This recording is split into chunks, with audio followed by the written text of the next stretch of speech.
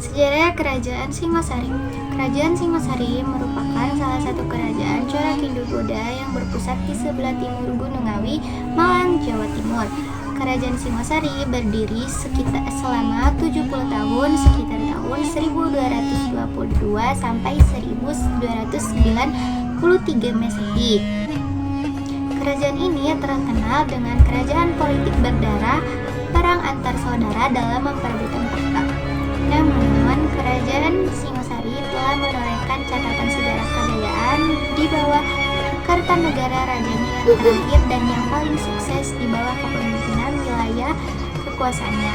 Kerajaan Singosari meliputi daerah Jawa, Madura, Bali, Nusa Tenggara, sebagian Sumatera, semenanjung Melayu, hingga dari Kalimantan, Sulawesi, dan Kepulauan Maluku. Tak hanya wilayah kekuasaan, kerajaan ini menguasai jalur perdagangan dari Selat Malaka hingga Kepulauan Maluku. Selain itu, Kerajaan Singosari juga berhasil mengusir ancaman kebilakan Kaisar Mongolia saat itu. Ini adalah prestasi yang sangat penting setelah banyak daerah di Asia berhasil melakukannya. Ada banyak peninggalan Kerajaan Singosari lainnya, yaitu Candi Kendal, Candi Singosari, Candi Borobudur, Singasari. Jika kita lihat sejarahnya, kerajaan Singasari didahului oleh kerajaan kafir dan digantikan oleh kerajaan Majapahit.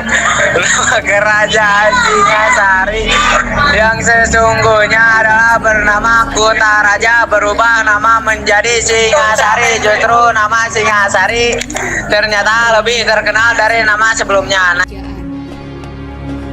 Sejarah Raja-Raja Singasari, kitab para Maribo, dan kitab Negara Kertagama dijadikan acuan dalam menelusuri talak tugas kerajaan Singasari. Ada beberapa perbedaan dalam silsilah penguasaan Singosari dalam karya sastra ini. Versi para Maribo yang lebih dikenal menyebutkan Arik sebagai pendiri Singosari. Versi ini Ken Arok adalah rakyat biasa yang tinggal di Tumapel saat itu. Tumapel adalah daerah kekuasaan dari Kerajaan Kediri. Ia bekerja sebagai pengawal Tunggul Anting, seorang alien Tumapel atau setara camat di Tumapel. Namun ia malah membunuh Tunggul Ametung karena menginginkan istri terkenal cantik, yaitu Camdedes. Kan Arok pun menjadi Akup Tumapel yang baru. Tak puas, ia mendirikan kerajaan Tumapel yang memisahkan diri dari kerajaan Kediri. Hebatnya, akhirnya ia berhasil menaklukkan Raja Kertajaya dari Kasur dan dibantu oleh Brahmana yang terseteru dengan Raja Kediri. Kan Arok pun menjadi raja pertama Singosari di usianya yang ke-40. Ia bertahan selama 25 tahun sebelum akhirnya dibunuh Anusapati,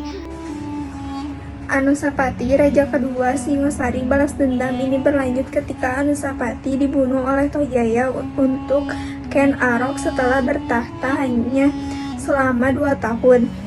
Ternyata Tohjaya hanya dapat menikmati kekuasaan selama beberapa bulan sebelum digulingkan oleh keponakannya Wisnuwardan, anak Anusapati, dan Nara Singamarti, cucu Ken Arok. Wisnuwardana bertahta hingga 20 tahun dan digantikan oleh anaknya secara damai. Di bawah kepemimpinan Kartanegara, Singosari makin sejahtera dan berkembang dari masyarakat sekitar Sungai Barantas yang bergantung pada pertanian. Kerajaan Singosari berhasil membangun bidang pelayaran dan mereka menguasai perdagangan rempah-rempah, beras, emas, hingga kayu cendana. Kesuksesan Singosari terdengar oleh Kublai Han, kemudian menuntut Singosari sebagai daerah di bawah kekuasaan. Kemudian Singosari menjalin kerjasama internasional dengan kerajaan Malaka atau Tiongkok. Namun, karena saat mengirim terlalu banyak pasukan Jawa, pertahanan dalam negara jadi melemah. Jaya Katuang, Bupati Gelang, memberontak dan berhasil membunuh Kertanegara di istananya. Pada tahun 1292, Jaya Katuang mengumumkan mengakhiri kerajaan Singosari dan mengumumkan dirinya sebagai Raja Kadiri. Masa kejayaan Raja Katuang tidak bertahan lama. Dirinya dikalahkan oleh Raden Wijaya, menantu Kertanegara yang memanfaatkan kedatangan pasukan Hubbil Khan pada tahun 1293 Masehi. Raden Wijaya mendirikan kerajaan Majapahit dan mula bertahta pada tahun 1293 yang merupakan kelanjutan dari Singosari. Ia menyatakan diri sebagai anggota kerajaan yang sah yang dimulai dari Ken Arok.